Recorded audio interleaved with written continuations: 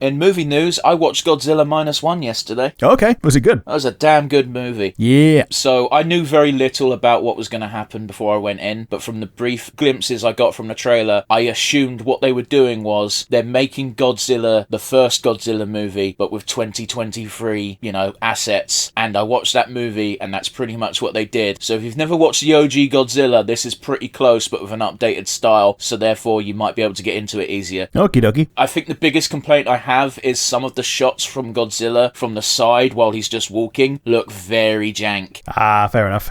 I don't know what was up, because Godzilla looked just good in this movie, but some shots the CG just looked like it was running at 20 FPS in a otherwise 60 FPS film, if that makes sense. Sure, yeah. Like, look stop motion in something that's not meant to be stop motion.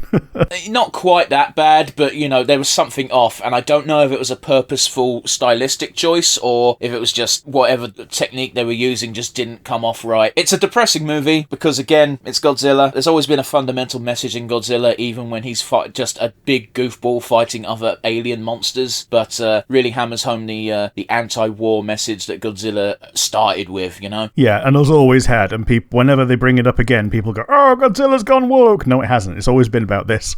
When Godzilla fought the giant sludge monster, yes, it was a wacky, funny, stupid fight, but it was also a message about, hey, maybe we shouldn't pollute the rivers. But, some people just see two giant dumb monsters fighting, and that's all they want, and that's fine. On that note, this movie did a really good job with the human story, and I have to point that out because Godzilla's been dropping the ball with that lately. Yep. There were points in this movie where I wanted to cry because it was just upsetting and depressing, and it's just something. The legacy movies, they've just dropped the ball every time with the human side of things. I've not cared about any human in the Western films.